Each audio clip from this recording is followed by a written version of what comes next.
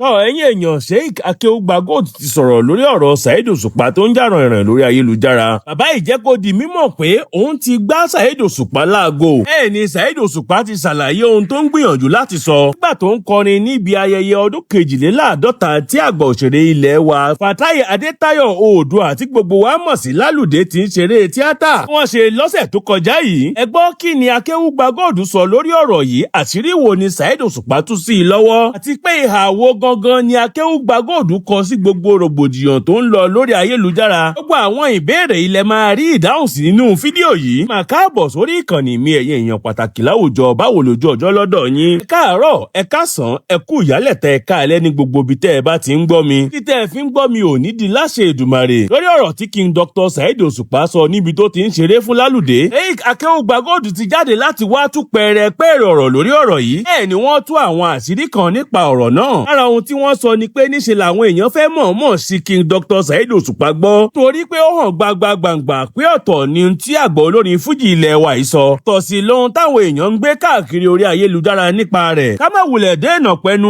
ẹ jọ̀wọ́ ẹ wá nǹkan fìdílé kájọ gbọ́rọ̀ látẹnu Saheed Akewugbagold fúnra rẹ̀. Ó sẹ́yìn mùsùlùmí tó a jẹ́ pé gbogbo tó bá ti ṣẹlẹ̀ Islam nìkan kọ́ ni wọ́n bú lórí íńtánẹ́ẹ̀tì.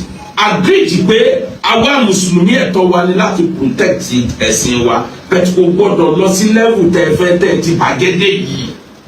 Ẹ ti yọ ìfun àtẹ̀dọ̀ kúrò nínú nǹkan, gbogbo tí ń jẹ́ ọdún lẹ ti lé kúrò.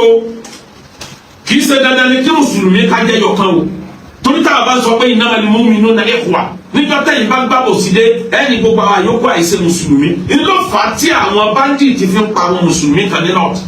Mùsùlùmí tí ò bá ti wà in the same ideology with them, they don't regard them as a true Muslim. You must be in the same ideology with them before they regard you as a Muslim. Is that Islam? Ṣé ntọ́nà nǹkan wà nìyẹn? Kì í ṣe dandan ni táwa kan bá gbàgbọ́ pé a lè bá kírísítẹ́nì gbé, kódà àwọn ẹlẹ́bọ a lè jọ gbé, àwọn tí Islam wọn ò tí ì pé a lè jọ gbé. Ẹ fà wá sílẹ̀, ẹ̀yin tẹ̀yìn wọ́n jù níwájú Ọlọ́run tẹ̀yìn rojọ́ wájú Ọlọ́run, ẹ̀yin ní ẹ̀kọ́ ayé sẹ́gbẹ́ kan kájọ máa lóbọ̀ káwọ ẹni tọ́nà wọn dá láre látàyé ń bi ká tó dọ̀rùn.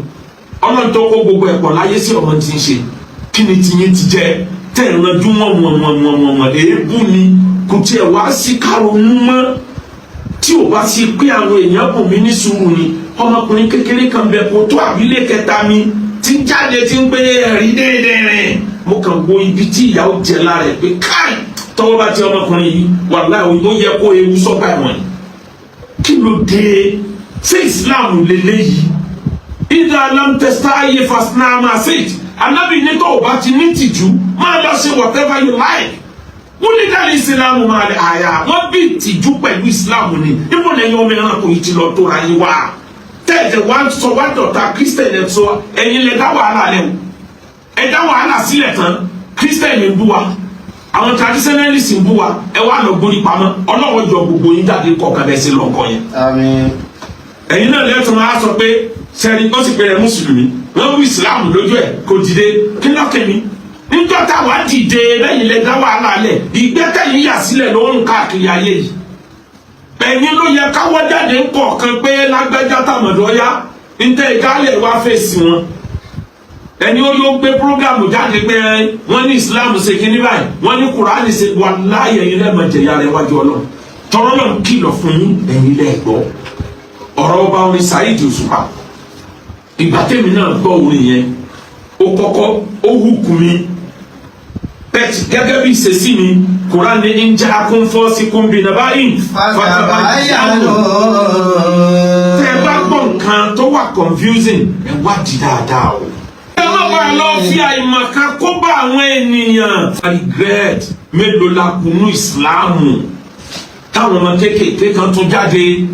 Mo wá gbọ́ tí ọba orin Saheed Osupan mo gbọ́ tó sọ àlọ́ kọ́kọ́ yìí tèmi náà bẹ̀tẹ̀ mo farabalẹ̀ mo study ẹ̀ pé mo wo antecedent ẹ̀ èèyàn máa wo kí ni lágbájá ń bá bọ̀ ni mo gbọ́ pé àbọ̀hún náà kọ́ ni. Tí ọmọ Ìgbò kan tó ní owó ọmọ tó máa ti ń wí o bẹ́ẹ̀ ráì fíìmù kìíní yẹn wọlé sóhun la bó ṣe ka kìíní o kódà bí wọ́n sọ pé wọ́n gbọ́dọ̀ ka Kùránì bí orin pírọ́blẹ̀mù jẹ́ nu lọ́wọ́ kọ́kọ́rọ́ àlìjẹ́ náà wá wá. Èyí tí mo wí yìí náà mo mọ̀ pé ìgbéjáde àwọn kan bẹ nínú yín tí mo sọ tẹ́lẹ̀ tọwọ́ tẹ̀ it's a matter of time kí ni tí mo sọ débẹ̀ ni pé ẹni tó ṣe àwọn rẹ́kọ̀dù kan kọjá tó fi gbé ìsìláàmù lárugẹ tó bá sọ mí níṣẹ́ ó yẹ ká kọ́kọ́ wò pé kí ló ṣẹlẹ̀. mo wá lọ wo orin yẹn Ọlọ́run wá fún mi ní ìdáyà lẹ́yìn ẹ̀ ni mo wá padà bá ọba orin Saheed Osupa sọ̀rọ̀. ìdáyà mi bẹ́ẹ̀ fíkìrù mi ìròrí mi ó wá fi kọ̀ǹtọ̀n náà rò méjèèjì pàdé ara wọn coincide pẹ̀lú tó jẹ́ òun tiẹ̀ náà. kí ni tí ń sọ àwọn èèyàn ti àìmọye ọ̀rọ̀ Akewugbagold kí wọ́n ti twist Ọlọ́run kọjá kínní o Ọlọ́run ju kínní lọ jàmbá ni àbòsí mi. mo wá rí i pé tí Saheed Osupa ń try láti sọ ni pé majority àwọn táwọn wà ń bí olóògùn làwọn kò sẹ́ni tí è sóògùn nínú majority àwọn táwọn wà ń bí báyìí. ó wá ní irọ́ ń parọ́ fúnrọ́ ẹlòmíì ọmọ ó wá máa play music yẹn ó ní yọmọ á sọ wípé bíbélì mi o kùránì mi o ó wá ní irọ́ ń parọ́ fúnrọ́ sàkámàjé kì í ṣe kùránì ló pè ní sàkámàjé ẹni táwọn jọ dára àwọn mọ̀ pé yàtọ̀ sí páwọn ń kírun àwọn tó ń sóògùn òun náà wà ní pé bíbélì nìkan lòún gbàgbọ́ sàkámàjé ni. ìgbà yẹn lára mi wá balẹ̀ mo wá pe ọba orin Saheed Osupa ntí mo wí yẹn ẹ̀záìlì bẹ́ẹ̀ ló ṣe wí. mo á ṣàdúrà fọba orin ẹ jẹ́ ká jọ gbọ́ mísíkì yẹn níṣẹ́jú tó. jíjí tí mo jí ifá mi mo kí wọn mo rí ìṣàtọ́jú fáwọn làjíkì o tèmi ṣáni pé ayé. ó dà tí màá lòògùn kí n máa lo fẹ́síkì ṣé fẹ́síkì ló máa jẹ́ ìṣoríire àbí panadol ló máa jẹ́ kí n là. gbogbo alolóògùn ẹlòmíín sápamọ́ ṣe tiẹ̀ ní. mo gbójúlé Kùránì mo gbójúlé olúbẹ́rẹ́. ìrọ̀ǹkúrọ̀múrọ̀ sàkámọ́jé. ọ̀rọ̀ mi. gbogbo wa lolóògùn ẹlòmíín sápamọ́ ṣe tiẹ̀ ní. mo gbójúlé Kùránì mo gbójúlé bíbélì irọ́ ń parọ́ fúnrọ́ sàkámàjé.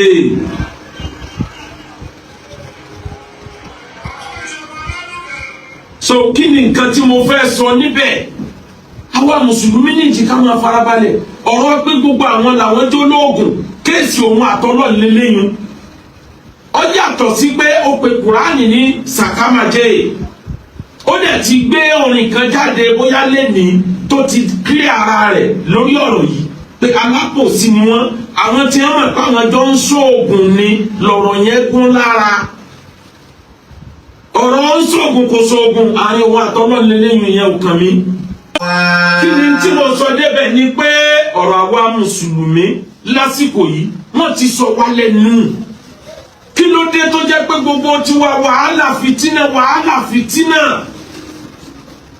àwọn aspect kan bẹ tó jẹ́ pé àwọn olórin yìí á dùn ẹ̀ tèmi ò lè dúró bẹ̀ fún Islam ìwà ò lè dúró bẹ̀ fún Islam Quran ní latẹ́ríkàbù ní tọ́ba kan náà tọ́ba it's going to be level by level before Almighty Allah that is our level of faith it's going to be level by level gbogbo wa imani wa ò lè rí bákan náà àlìjánnà wa náà ò lè rí bákan náà ẹ̀wọ̀n tí Alhaji Wasiu Ayinde sọ ń jọ sí tó sọ yìí pé I'm a bona fide member of Celestial Church mo gbìyànjú láti rí kéwàá lò Ọlọ́run kọ pé kárìíra lẹ́yìn ìgbà yẹn ni o bó tiẹ̀ jẹ́ pé apàdàjọ sọ̀rọ̀ fẹ̀tà ríra physical kí ló dé tẹ́ fi gbéra yìí ní bona fide member mi ní wulẹ̀ ṣàlàyé lórí yẹn òun náà mọ̀ ṣàlàyé lórí ẹ̀ lọ́jọ́ iwájú bẹ́ẹ̀ ó yé èèyàn yìí pé nítorí àwọn nǹkan ni wọ́n fún pin àwọn èèyàn kan bẹ nínú ayé tó jẹ́ pé tó o bá ṣe nǹkan fún wọn wọ́n á dúró pé yes tọ́lọ̀ bá fẹ́ ṣe kó sí òun rẹ́jì àwọn kan bẹ bẹ́ẹ̀ nínú ayé pé tó bá jẹ́ pé wọ́n lọ dá wọn yá wá dáná àwọn kan wà bẹ́ẹ̀ láyé kò tọ́ sí èmi náà ṣe lecture lórí ẹ̀ pé téèyàn bá sọ orú ọ̀rọ̀ yẹn kó tọ̀ wọ́n tètè withdraw rẹ̀ kó tó kú ni o àti pé Ọlọ́run ló mọ kọ̀rọ̀ ló mọ gbangba ó kálukú gbogbo ẹni tí ń fẹjú o ramúfò yìí wàláhì kọ̀ọ̀kan wọn burú ju tàwọn tí wọn láwọn wí yìí lọ. ìmọ̀ràn tí mo kàn fẹ́ fún ọba orin àti gbogbo àwọn tó rí bẹ́ẹ̀ torí ọlọ́gbọ́n la fi ń dá so òun gọ̀ balẹ̀ ní tó bá ti jẹ mọ́rọ́ ẹ̀sìn ó wà fún látàyà gan kéèyàn ọmọ wa careful láti gbé ọ̀rọ̀ jáde ní tìtorí ọlọ́gbọ́n la fi ń dáṣọ òmùgọ̀ balẹ̀ òmùgọ̀ òmùpásọ òmù ọ̀balẹ̀ àmọ́ nítorí ọlọ́gbọ́n tí ó rí àwa dáṣọ ẹ̀ balẹ̀ àwọn alábòsí tí wọ́n fẹ́ tì í ṣubú ẹ lọ wá bòmí ẹ̀ wọ́n di ojú ẹ pé Islam lẹ́tọ̀ sẹ́yìn ẹ̀ o òun ò sì ní ṣubú Ọlọ́run tó gbé ga kò ní gbé ṣubú ẹni ọba níwèé ní fámìlì kò ní bẹ́ẹ̀ lọ́n pé kí Saheed Osupan ṣubú Alhaji K1 ẹ ní ṣubú Alhaji Pasuma ò ní ṣubú Malaika ò ní ṣubú Taye Currency ò ní ṣubú àwọn tó lórúkọ Àṣàkẹ́ tó lọ Umra ò ní ṣubú àti gbogbo yín láyé nìkan lẹ àti Taye Currency Alhaji Rashidi Ayinde ò ní ṣubú ẹ wá wò mùtúwárí kan tó yẹ ká fi làákàyè ká fi call attention olórí onímọ̀tò lẹ́kọ̀ọ́ Ṣégò Alhaji Mustapha Ṣégò Adékúnlé mo kí ẹ òkú ọmọ ṣe mo rí fídíò òun àti Zazu ni mo fẹ́ bá sọ̀rọ̀ tọ́lọ́ bá fẹ́ fi yàn mọ̀nà ẹnìkan náà lọ́dọ̀ wọ́n lò mo gbọ́ tí Zazu sọ wípé mo lọ Umra wọ́n làwọn òrìṣà bẹ́ẹ̀ nù Káàbà no kò sórí sànù Káàbà kò sí tó jọ bẹ́ẹ̀ àwa ti rí inú Káàbà yìí láìmọye ìgbà ó sì lè lọ wo lórí íńtánẹ́ẹ̀tì kan Google ẹ̀ pé ó fẹ́ rí inner part of Káàbà Google gbé wa ó rí i pé kò sí anything lẹ́yìn àwọn góòdì tí wọ́n bọ ànábì nígbà ayé ẹ̀ tí wọ́n fi dírẹ́sì ibẹ̀ àwọn góòdì kankan ní bẹ́ẹ̀ àtàwọn pẹ̀fíìmù oríṣiríṣi àtàwọn òrùka tí wọ́n bọ ànábì ìlú bá ń bẹ àyà Quran ló torí tí wọ́n hàn sára nù Káàbà ilé àṣẹ ni àmọ́ kò sí nǹkan kan bẹ.